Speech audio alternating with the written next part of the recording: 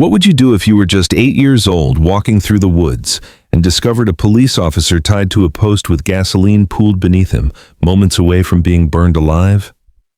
That's exactly what happened to little Laya Rowan on what started as an ordinary autumn morning in the Montana wilderness. But what she did next didn't just save one man's life, it uncovered a vengeful plot that threatened to burn down an entire town. This is the true story of the bravest 8-year-old you'll ever meet, her loyal German shepherd, and a rescue that changed everything. Where are you watching from right now? Drop your location in the comments, and if you believe children can be heroes when adults fail, hit that like button. You're going to need it for this one. Now, let's begin. Autumn arrived early in Ember Creek, Montana, slipping through the mountains on a cool breeze that carried the smell of pine resin and cold stone.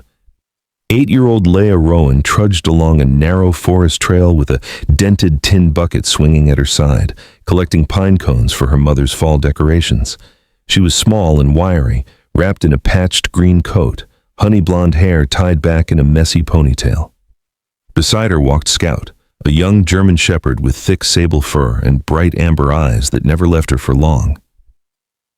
"We're not going far," Laya assured him as they moved deeper into the woods. Everything felt peaceful until Scout stopped dead. The fur along his shoulders rose, his ears shot forward, a deep growl vibrated in his chest. Then Laya smelled it too, smoke, but not from a cozy fireplace. This was sharp, chemical, bitter. Wrong. "Scout, maybe we should go back," she whispered. But the dog had already vanished deeper into the trees. She forced herself to follow. The forest suddenly opened into a small clearing where the air hung heavy with smoke. Her breath caught. In the center stood a wooden post, and tied to it was a man in a torn Navy police uniform. His head slumped forward, dark hair matted with blood, bruises coloring his face. Red coals smoldered beneath his boots. Dry branches crackled softly around him. Smoke spiraled upward as small flames licked hungrily at the wood. A few feet away crouched a man Laya didn't recognize. He wore a hooded jacket, jaw covered in stubble, gloved hands cupping a lighter as he prepared to ignite the pile that would consume the helpless officer. Laya froze. The bucket slipped from her fingers, pine cones rolling across the ground. The man's head snapped toward her. For a moment, surprise twisted his features, then cold calculation. The lighter clicked and a flame sputtered to life in his hand. He didn't get the chance to use it. Scout burst from the trees in a blur of fur and fury. The shepherd slammed into the man's side with a snarl that echoed across the clearing. The lighter flew from his hand. Scout's jaws clamped onto the man's forearm, teeth sinking through fabric and into flesh.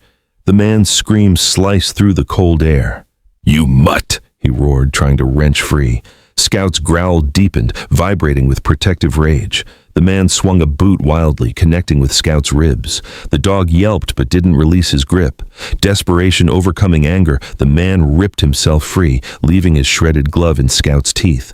He stared at the girl, then at the dog, then at the unconscious officer, and he ran, crashing through the brush. But the danger wasn't over. Smoke thickened around the officer's boots. Flames sparked again, hungrily licking at the driest branches. Laya ran forward, dropping to her knees. She grabbed a fallen branch and beat at the small flames. Sparks flew, embers scattered. Scout darted around her, barking at the fire as if it could be intimidated. Go out, please go out," she cried. A final smack sent a plume of ash into the air. The flames choked and died, leaving only faint tendrils of gray smoke.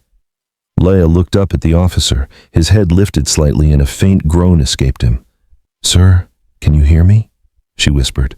She tugged at the ropes, but the knots were too tight for her small fingers. Then she saw the radio clipped to his vest. Her hands shook as she unclipped it. "Hello?" she whispered into the mic. "Is someone there? My name is Laya Rowan. A police officer is hurt. Someone tried to burn him." Static hissed, then a calm voice broke through. "This is Lieutenant Dean Harper. Laya, I hear you. An officer is injured?" "Yes," she gasped. "He's tied up, and I saw the man who did it. Scout, my dog, chased him off." "Can you tell me where you are?" She looked around helplessly. Trees, pine needles, the sound of water. "I think the North Trail. I can hear the creek." "Stay in the clearing. Help is on the way." Laya knelt beside the bound officer, Ethan Cole, according to his name tag. She shrugged off her small green coat and carefully draped it across his chest. Scout pressed his warm body against her leg as they waited. When rescue teams finally arrived, they found more than just a kidnapping. The fleeing man was Ralph Denton, a former forestry engineer whose son had died in a cabin fire 5 years earlier, a fire that Officer Ethan had investigated, ultimately ruling it caused by Ralph's own safety violations. Ralph had never forgiven him. He'd been planning his revenge for months, stockpiling gasoline in abandoned storage units, preparing to burn not just Ethan, but create a series of forest fires that would consume all of Ember Creek. He wanted to watch the whole town burn, Lieutenant Harper explained to Laya later at the police station, but you and Scout stopped him before he could finish what he started.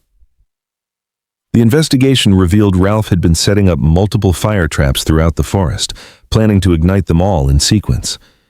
If Laya hadn't found Ethan when she did, if Scout hadn't fought off Ralph, the entire mountainside would have been engulfed in flames. At the hospital, Ethan slowly opened his eyes to find Laya and Scout sitting beside his bed. The German shepherd's left paw was bandaged from a burn he'd suffered putting out the flames, but his tail wagged gently. "You saved my life," Ethan whispered to the little girl. Laya shook her head, placing her hand on Scout's neck. "We saved each other." A month later, at a ceremony on Ember Creek's town green, Laya received a medal for bravery while Scout was honored as an official K-9 hero. But the real miracle wasn't the awards, it was the family they'd found in each other. Lieutenant Dean Harper, who had lost his wife in a wildfire years earlier, officially adopted Laya when her mother couldn't care for her anymore. Ethan recovered fully and became Scout's official handler. And Scout? He never left Laya's side again. Sometimes heroes come in the smallest packages, an 8-year-old girl with a brave heart and a loyal dog who refused to let evil win. If this story gave you chills, smash that like button and subscribe to Fur and Feather Tales for more incredible rescue stories.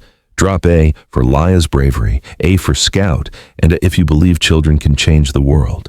Which part amazed you most? Let me know in the comments below. Your support helps us share these amazing stories of courage and hope. Thank you for being part of our Fur and Feather Tales family.